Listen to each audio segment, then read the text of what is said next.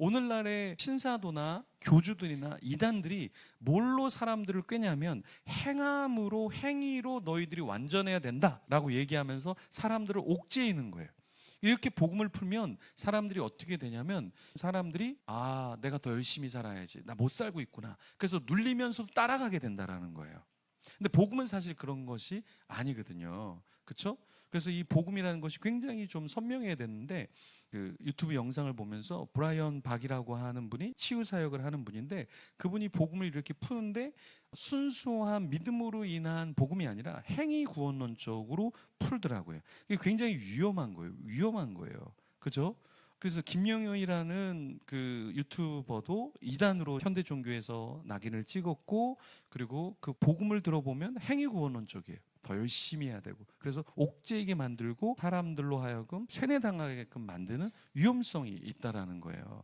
그래서 저도 이렇게 이야기를 하지만 잘못된 교리를 갖고 이단 사상을 하는 사람들을 따르는 사람들은 그게 바른 복음이라고 생각을 해요. 바른 복음이라고 생각을 해요. 그래서 신사도에 빠지고 이단에 빠지고 그들이 정통이라고 생각을 하는 거예요. 초대 교회에도 그런 사람들이 굉장히 많았어요. 그래서 마가는 복음서를 시작할 때 뭐라고 얘기했냐면 다른 복음이 아니라 예수 그리스도의 복음, 이렇게 선명하게 선을 그은 거예요. 그 당시 율법주의자들이 있었어요. 율법주의자들은 뭐냐?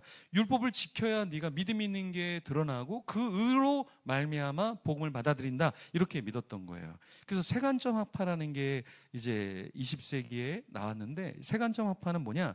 우리가 종교개혁 이후로 루터가 말한 이신칭의를 잘못 알고 있는 것이다. 근데 원래는 바울이라는 사람은 율법에 대해서 싫어하고 그렇게 율법을 거스리는 복음에 대해서 이야기한 것이 아니라, 사실은 종교개혁자들이 이신칭의를 너무나 강조하다 보니까 사실 이 복음을 잘못 푼 것이다 라고 얘기하면서 세간정합파는 다시 무엇을 중요시 여기냐면 행함을 중요시 여겨요.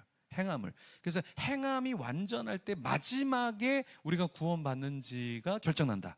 그래서 칭의는 법적인 칭의가 아니라 하나님의 견인으로 하나님이 구원을 이루시는 게 아니라, 이 복음서를 잘 보면 어떻게 되냐면 하나님이 행위를 보시고 마지막에 유보적으로 우리에게 구원을 주시는 것이지, 그것이 확증되는 것이지, 인간은 그냥 한번 믿었다고 해서 구원을 받는 것이 아니다 라는 이야기를 하기 시작해요. 그러면서 세간점 화파가 이야기하는 게 뭐냐면, 이 유대인들은 언약적인 관계를 되게 중요시 여겼다는 거예요. 언약적인 관계.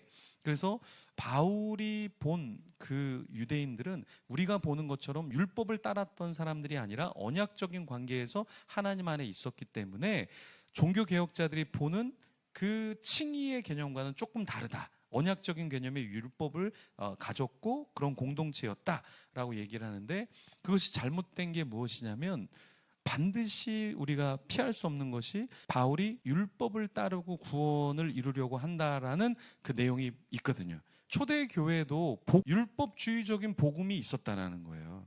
그리고 이 시대도 마찬가지로 사람들이 조금씩 옮겨 놓으면 어떻게 되냐면 그게 아니야? 이렇게 생각을 하기 시작한다라는 거예요. 그래서 예수 그리스도의 복음인데 그것을 나중에는 장길자의 복음, 안상홍의 복음, 정명석의 복음, 이만희의 복음, 이렇게 해놓으면 사람들이 그게 그거 아니야, 이렇게 생각할 수 있다는 거예요. 그래서 신천지는 이렇게 얘기해요. 우리는 이만희를 교주로 생각하거나 신으로 생각하지 않습니다, 이렇게 얘기해요. 저희가 여기서 세미나를 했잖아요. 그 신천지의 이만희를 감옥에 보냈던 그 홍종갑 그 변호사님이 뭐라고 얘기를 하냐면, 자기가 그 사람을 감옥으로 보낼 때 교리적인 것으로 보내긴 쉽지 않아서 횡령건으로, 재정적인 횡령으로 감옥에 보냈다라는 거예요. 그런데 이분이 이 신천지의 자기 가족 중에 한 명이 빠져서 변호사 일을 하면서 이렇게 이단과 법적인 투쟁을 많이 했는데, 자기는 돈도 없이 법정 투쟁을 하는데 거기서는 투쟁할 때 헌금이 얼마가 들어왔냐면 180억이 들어왔대요. 소송 비용이 180억이 들어왔대요. 자기는 어쨌든 혼자서 싸우는데, 그러면서 자기가 뭘 발견했냐면 이만희님 이 이름이 그냥 찬송가에 들어가 있어요. 예, 여러분 제 이름이 찬송가에 들어가 있으면 여러분 부르시겠어요? 예, 벌써 비웃는 분들이 많이 나타나잖아요. 근데 그 사람들은 그걸 당연시 여긴다라는 거예요. 자기네는 겉으로는 이만희를 따르지 않는다라고 얘기하는데 찬송가에는 이만희라는 이름이 박혀 있다라는 거죠. 이게 이단들의 문제인 거예요. 복음이 바뀌어져 예수 그리스도의 복음이 아니라 다른 이름으로 바뀌어져 있다라는 거예요. 그래서 이 시대에 참으로 영적으로 어두운 사람들이 200만이라는 사람이 이단에 빠져 있는 거예요. 그래서 지금 우리나라의 기독교 식구는 우리가 800만 정도로 저는 본다 이렇게 얘기했는데 600만으로 주저앉았죠. 그런데 최근의 통계가 가나안 성도들이 200만이라는 거예요. 가나안 성도들. 그러니까 교회는 다녀요. 그런데 교회는 안 나와. 신앙생활 해요. 그런데 성경책은 집에 있는데 성경책은 안 읽어요. 주일날 교회를 갈까 말까? 안 가. 그냥 유튜브로 예배를 드리지. 이런 사람이 200만이라는 거예요. 800만 기독교 인구 중에 지금 400만이 가나안 성도 아니면 이단을 따르는 자들이 400만인. 그래서 총 400만이 신앙생활의 교회는 안 나오는 거예요.